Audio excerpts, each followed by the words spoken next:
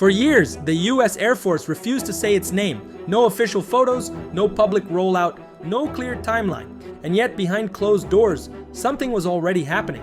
Because according to official Air Force leadership and DARPA disclosures, America's next air dominance fighter, now designated the F-47, has already been flying, quietly, repeatedly, on missions the public was never meant to see. And if that's true, then the timeline most people believe is already wrong. Because this doesn't look like a program preparing to fly. It looks like one that's already far ahead.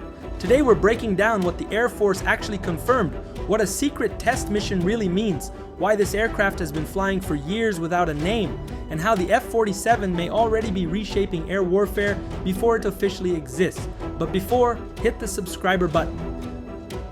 What the Air Force actually confirmed? When headlines say the US Air Force confirmed a secret test mission, it's easy for the imagination to run wild. People picture a combat sortie over hostile territory, a live-fire exercise with real weapons, or even an operational deployment carried out in total secrecy. That's not what this confirmation means, and understanding that distinction is critical. What the Air Force confirmed is not flashy, but it is far more consequential.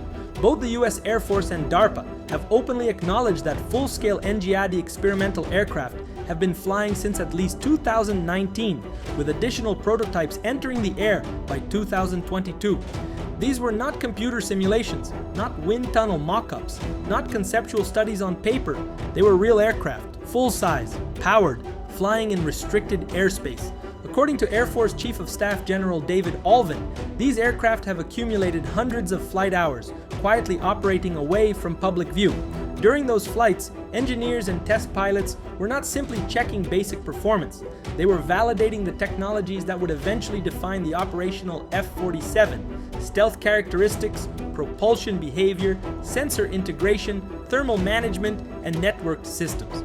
That single confirmation fundamentally changes how this program should be viewed, because it means the F-47 is not a future concept waiting to be proven. It is not an aircraft being designed from scratch today. Instead, it is an aircraft being finalized, refined, and prepared for production after years of real-world flight data, real-world testing, and real-world lessons learned, all conducted long before the public even knew its name. The next generation air dominance program was never designed to follow the path of the F-35. There was no public prototype competition, no glossy rollout events, no dramatic flyovers at air shows, no stage unveilings meant to impress the public or signal progress. That was intentional. Instead of visibility, NGAD prioritized secrecy from the very beginning. Rather than selecting a single contractor early, multiple companies were quietly encouraged to build full-scale, flyable demonstrators behind closed doors. These aircraft were not meant to be shown, marketed, or even acknowledged publicly. Their sole purpose was to test reality, not concepts. Each demonstrator existed to burn down risk as early as possible. Stealth shaping was validated in the real world, not just in simulations. Propulsion systems were tested under actual flight conditions. Sensor fusion, thermal management, and early autonomy concepts were exercised in the air, where theory meets physics. Only after those technologies were proven, not assumed, not modeled, but flown, would the Air Force move forward and select a winner. That approach explains something critical. It explains why the first NGAD aircraft flew years before the public even knew what to call it. By the time most analysts were still debating whether NGAD was real, whether it was funded, or whether it would survive budget pressure, the program had already crossed the most difficult threshold. It was already airborne. By the way, don't forget to subscribe on the channel now. The timeline that changes everything. The timeline matters because it tells us how mature this program really is. According to DARPA, the first NGAD-X plane flew in 2019. A second demonstrator followed in 2022. Each aircraft accumulated several hundred hours of flight testing. That's not casual experimentation. That's what you do when you're validating a design you expect to operationalize. Then, in 2024, the Air Force briefly paused the program. Not because it wasn't working, but because leadership wanted to reassess cost, scale, and concept of operations. That pause lasted months. In March 2025, the Air Force made its decision. Boeing was awarded the engineering and manufacturing development contract, and the aircraft finally received a name. The moment the F-47 became real, On March 21, 2025, the US Air Force officially designated its 6th generation fighter, the F-47. Boeing would build it. And in one sentence, the program crossed a line, because EMD is not a research phase. It's the phase where aircraft are built to fly as operational systems. At that moment, the Air Force confirmed that the technologies proven during years of secret test flights were mature enough to move forward. And that's when a quiet detail stood out. During the announcement, leadership acknowledged that experimental versions of the aircraft had already been flying for almost 5 years. That wasn't speculation, that was an admission. So what is a secret test mission? This is where language really matters.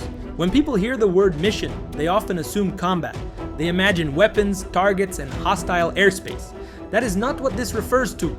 In this context, a mission means a classified flight profile carefully designed to validate specific performance attributes without public disclosure. These flights are not about fighting an enemy. They are about confirming reality. For an aircraft like the F-47, a secret test mission is about understanding how the jet behaves when theory meets physics. That likely includes signature verification, measuring how the aircraft appears across radar, infrared, and electromagnetic spectrums, and whether those signatures match what designers predicted. It includes sensor fusion trials, testing how data from multiple sensors is collected, merged, prioritized, and displayed to the pilot in real time, without overload or delay. It includes network testing, where secure, low probability of intercept communications are evaluated to ensure the aircraft can share information without revealing its presence.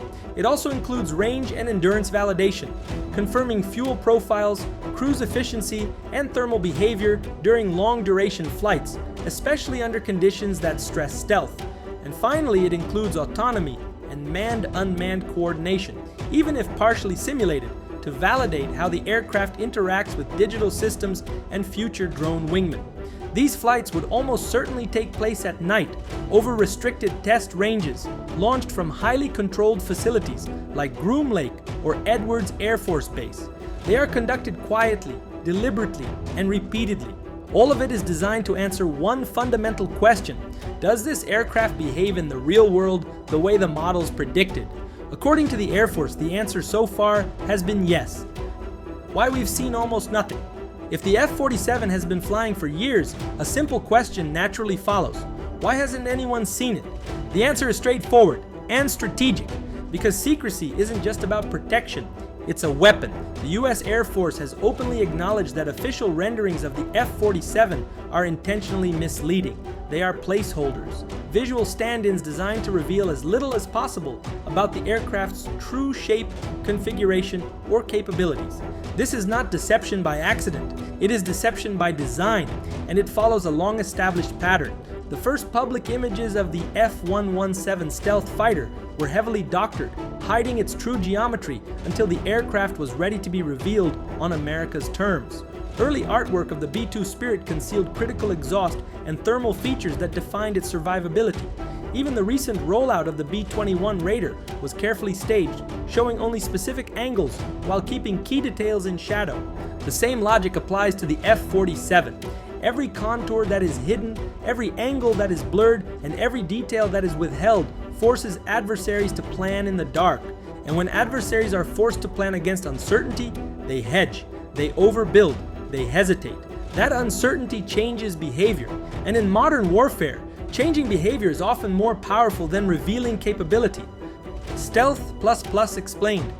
One of the very few concrete data points the US Air Force has publicly released about the F-47 is the phrase stealth ++. That wording is deliberate, and it's not marketing language. It is classification shorthand, a way of signaling a capability leap without revealing how it is achieved. Stealth in military aviation is not a simple on or off switch. It is not binary.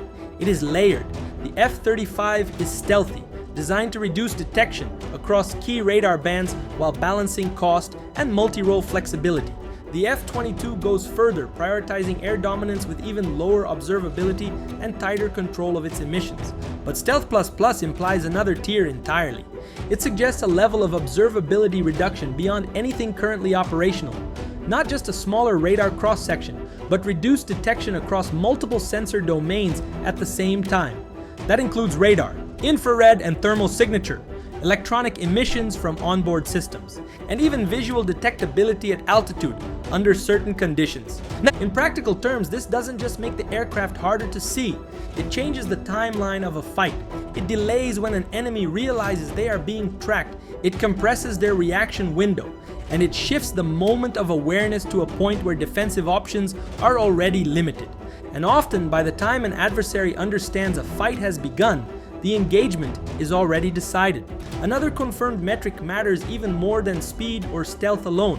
The F-47 is designed for a combat radius exceeding 1,000 nautical miles. That number is extraordinary. It nearly doubles the effective reach of most current tactical fighters, and it immediately signals that this aircraft was designed with a very specific battlefield in mind: the Pacific.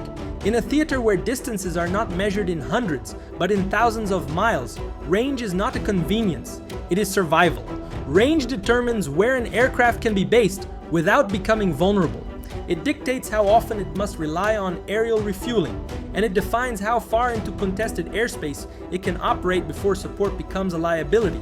With extended range, the F-47 gains flexibility that earlier fighters simply do not have. It can launch from farther away, approach from unexpected vectors, and remain on station longer without exposing tankers to enemy threats. That expanded reach also changes engagement geometry. It allows commanders to initiate encounters on their terms, at distances where the enemy may not even realize they are being targeted. And it forces adversaries to defend far more airspace, stretching sensors, interceptors, and resources thin. In that sense, range is not just a performance metric, it is a strategic weapon. Despite the heavy emphasis on stealth, sensors, and networking, the F-47 is not a slow aircraft. The US Air Force has indicated that the fighter is capable of top speeds exceeding Mach 2, placing it firmly in the realm of high-performance air dominance platforms. That speed still matters, perhaps more than many assume. Speed determines how quickly an aircraft can intercept a threat. It defines how fast it can reposition across vast distances, and it plays a critical role in time-sensitive targeting, where seconds can decide the outcome of an engagement. When speed is combined with advanced stealth, it gives commanders something extremely valuable: options. The F-47 can close distance rapidly when it chooses to engage, or extend separation just as quickly when disengagement is the smarter move. It can dictate the tempo of an encounter rather than reacting to it. In modern air combat, that freedom of choice is power, and the ability to decide when to fight and when to leave is one of the defining advantages of true air dominance. None of this works without propulsion. No amount of stealth, networking, or autonomy matters if the aircraft cannot generate the performance and power required to sustain them. The F-47 will be powered by a next-generation adaptive engine designed to do something previous fighter engines could not: dynamically shift between high-thrust and high-efficiency operating modes depending on the mission. This is not just about flying faster, and it is not just about flying farther. It is about power generation. Modern fighter aircraft are no longer just aerodynamic machines. They are flying data centers, advanced sensors, electronic warfare systems, onboard processors, and secure communications all demand enormous amounts of electrical power, and they generate immense heat. Managing that heat is now as critical as producing thrust. If heat cannot be controlled, stealth degrades, sensors lose effectiveness, electronics fail. That is why thermal management has become just as important as speed or fuel efficiency. And that is why the engine is not simply a component of the F-47, it is the foundation of the entire aircraft, which also explains why propulsion remains one of the most tightly classified aspects of the program. The fighter is only half the story. NGAD was never about building a single, unstoppable aircraft. From the beginning, it was designed as a system of systems. The F-47 is the central node, the command platform, within a much larger operational ecosystem. It is built to operate alongside collaborative combat aircraft, autonomous or semi-autonomous drone wingmen designed to extend the fighter's reach and multiply its effectiveness. These aircraft expand sensor coverage far beyond the manned jet. They carry additional weapons without risking a pilot. They absorb danger in the most contested parts of the battle space. And they complicate enemy defenses by forcing adversaries to track, target, and respond to multiple threats at once. Air Force leadership has openly discussed a future force structure that pairs hundreds of F-47s with more than 1,000 drone wingmen. That fundamentally changes the math of air combat. Instead of one aircraft engaging one aircraft, battles become distributed kill chains, where detection, tracking, targeting, and engagement are spread across multiple platforms working together. And that shift from individual fighters to networked combat systems is what truly defines 6th generation warfare. Why the program was paused and why it restarted. In 2024, the US Air Force made a rare and deliberate move. It briefly paused the NGAD program, not because the technology wasn't working, not because the aircraft had failed its tests, and not because the mission had changed. The pause happened for one reason: cost. Early internal estimates suggested that the unit cost of the NGAD fighter could be multiple times higher than an F-35, raising immediate concerns about affordability, fleet size, and long-term sustainability. At that point, Air Force leadership stepped back to ask a hard question, one that programs of this scale rarely confront openly. Is this capability truly worth the price? That review forced decision makers to reassess not just the aircraft itself, but the entire strategic environment it was designed for. The conclusion, after months of analysis, was clear. Against peer adversaries with advanced air defenses, long-range missiles, and increasingly capable fighters, air dominance is not optional, and no existing platform, nor any incremental upgrade, offered the same combination of survivability, range, adaptability, and growth potential as NGAD. There was no cheaper substitute that could deliver the same effect, so the pause ended. The program resumed and the Air Force moved forward, accepting the cost as the price of maintaining control of the skies in the most contested battle spaces of the future. What happens next? According to public statements from Air Force leadership, the first production representative F-47 is already under construction. This is no longer a conceptual phase. Metal is being cut, systems are being integrated, and the aircraft is moving toward its next major milestone. The current target for the F-47's first official flight is 2028. On paper, that may sound distant, but when placed in context, after years of secret flight testing, risk reduction, and validated technologies, that timeline suggests something important. This program is not starting from zero. Given the extensive flight history of NGAD demonstrators, that first flight is expected to arrive smoother, cleaner, and potentially faster than most people anticipate. Many of the hardest problems have already been solved out of public view. When the F-47 does take to the air officially, it will not be an experiment. It will be a confirmation. Initial fleet size is expected to be smaller than legacy fighter programs, reflecting both cost and a shift in doctrine. But each aircraft will carry far more capability than anything it replaces. Quality over quantity.